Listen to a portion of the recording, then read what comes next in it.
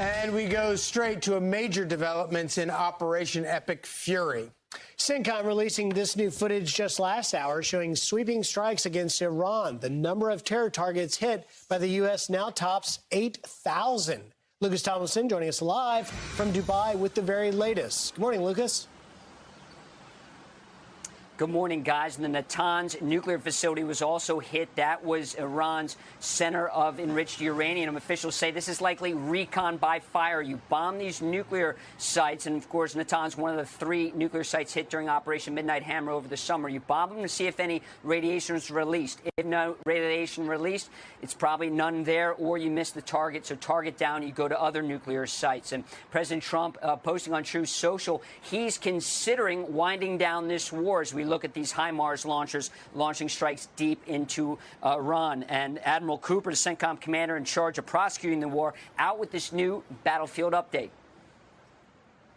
U.S. forces continue to take bold action and will remain on plan to eliminate Iran's ability to project meaningful power outside its borders. Their Navy is not sailing, their tactical fighters are not flying, and they've lost the ability to launch missiles and drones at the high rates seen at the beginning of the conflict. Just could not be prouder of our warfighters, and I know that the American people share in this same pride. Now, in a sign Iran still has some fight left, guys, it's launched 2 intermediate-range ballistic missiles at Diego Garcia in the Indian Ocean. Reportedly, one misfired, the other destroyed by a U.S. Navy guided missile destroyer firing an SM-3 interceptor outside the Earth's atmosphere in space. Now, for years, Iran insisted it did not have missiles that could fly this far. Recall, for years, officials accused Iran of hiding its ballistic missile program under the cloak of a civilian space launch program to put satellites in space. The U.S., as we heard from Admiral Cooper, now hitting over 8,000 targets across Iran, penetrating deeper into the country, which is twice the size of Texas. Cooper also said the 5,000-pound satellite-guided bunker-busting bombs not only destroyed storage sites for anti-ship cruise missiles near the Strait of Hormuz, but also destroyed intelligence hubs and radar sites, all in an attempt to reopen the strait, which Iran now appears to be using as a toll booth. And 2,000 Marines have also set sail aboard the USS Boxer amphibious ready group out of San Diego. It will take about a month for them to arrive. Now, guys, here on the ground in Dubai, it was a relatively quiet night. Only a small handful of ballistic missiles and drones fired to this country. In the course of the last 3 weeks, over 2,000 drones and missiles have been fired here. That's more than twice the number launched in Israel. Guys? Hey, real quick, Lucas, I watched that. I listened to the update from Admiral Cooper, and I believe, correct me if I'm wrong, that he also said in there that they conducted the longest artillery strike in U.S. Army's history? That's right. So those launchers, if you want to show the viewers the video again, those are HIMARS launchers being launched from land, likely somewhere near the Persian Gulf, firing the new precision strike munition, which is the longest. These are satellite-guided rockets that can fly deeper in Iran than you could the other munitions like ATACMS or some of the other guided missile rounds or guided rocket rounds. Lucas, one of the great things about having a reporter like you is you have military experience, so you can add that to the conversation as well. So I'd love if you could answer this question for me. So President Trump putting out on Truth Social that he's winding this up, a really striking, I think, a really optimistic tone that he can reach his objectives quickly and that is his goal. However, at the same time, we're partnering with Israel, who might have different goals.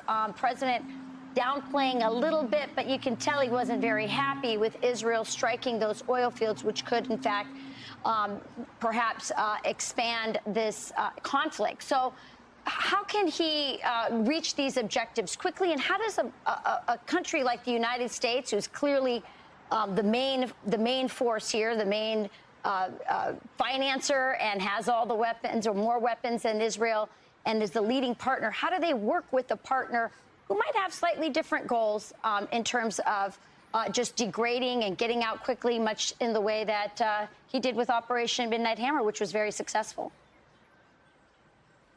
What's notable, Rachel, the president said he's considering winding down the war. And remember, before he launched the Pegasus package to grab Nicolas Maduro and his wife over New Year's, when the press pool asked him, what's your goal for the new year? He said peace. And next thing you know, he launched that operation. So perhaps President Trump wants to keep Iran and its leaders on edge. And speaking of the leader of Iran, we heard from Israeli Prime Minister Benjamin Netanyahu. He candidly admitted he does not know who's running the country right now. And the Iranian Islamic Revolutionary Guard Corps, they're pretty decentralized, Rachel. They have 31 different units corresponding with the 31 different provinces of Iran. It's a very large country, and it's very clear that orders were given all the way down to pretty low levels what to do in the face of these kind of decapitation strikes. And you're right, the Israeli military is going after leaders, assassinations. It's going after the Basij, the IRGC's paramilitary force in charge of stifling internal opposition. The U.S. military going after more military hard targets like ballistic missile sites, air defense sites, and, of course, really mowing the grass around the Strait of Hormuz, trying to get that opened up. Yes, 80% of that oil and gas goes to Asia, but as we've seen with the gas prices, wherever somebody's watching this right now, they're seeing the high prices at the pump. You need to get the Strait open. You're also seeing some side deals. I mentioned a toll booth at the Strait of Hormuz. You know, India has been cutting deals with the Iranians to get their tankers out. China, who gets about half its oil from the Strait of Hormuz and the Persian Gulf, expect those kind of deals to be worked out as well. Really quick, Lucas, if Benjamin Netanyahu says that we don't know who's in charge, then how would we negotiate an off-ramp to this? It's very challenging, Rachel. I think you answered the question. If you don't have a leader to negotiate with, it might be difficult to wind down this war. All right. Yeah. Thank you, Lucas. Thank you, Lucas. Thank you so much. I'm Steve Ducey. I'm Brian Kilmeade. And I'm Ainsley Earhart. And click here to subscribe to the Fox News YouTube page to catch our hottest interviews and most compelling analysis.